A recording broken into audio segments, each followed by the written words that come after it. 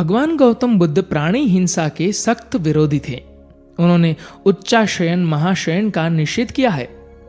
ये सोचकर उस समय षड्वर्गीय भिक्षु सिंह चर्म, व्याघ्र चर्म, चीते का चर्म, इन 3 महाचर्मों को धारण करते थे और चारपाई के हिसाब से भी काट कर रखते थे।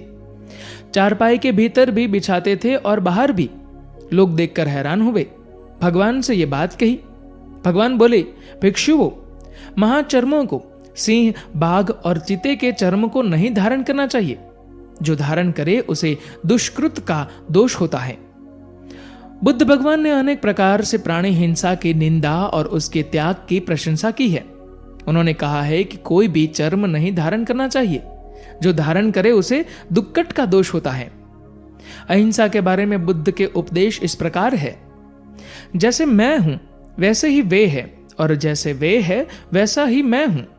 इस प्रकार सबको अपने जैसा समझकर न किसी को मारे न मारने को प्रेरित करे। जहां मन हिंसा से मुड़ता है वहां दुख अवश्य ही शांत हो जाता है। अपनी प्राण रक्षा के लिए भी जानबूझकर किसी प्राणी का वध न करे। मनुष्य यह विचार किया करता है कि मुझे जीने की इच्छा है, मरने की नहीं। सुख की इच्छा है, दुख की नहीं। यदि मैं अपनी ही तरह सुख की इच्छा करने वाले प्राणी को मार डालूं तो क्या यह बात उसे अच्छी लगेगी? इसलिए मनुष्य को प्राणी घात से स्वयं तो विरत हो ही जाना चाहिए। उसे दूसरों को भी हिंसा से विरत कराने का प्रयत्न करना चाहिए। वैरियों के प्रति वैर रहित होकर, आहा, हम कैसा आनंदमय जीवन बिता रहे हैं।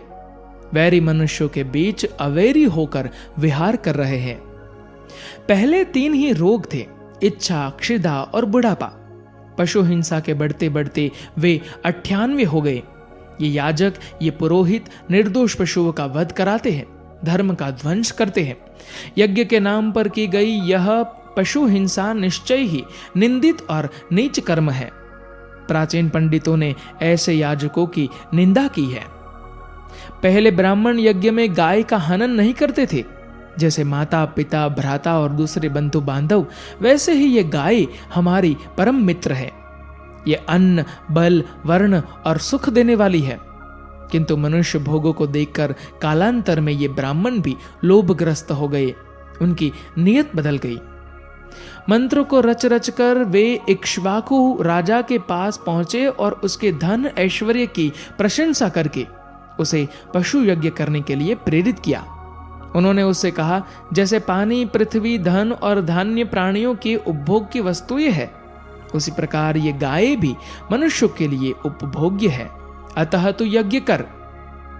तब उन ब्राह्मणों से प्रेरित होकर रथश्रव राजा ने लाखों निरपराध गायों का यज्ञ में हनन किया।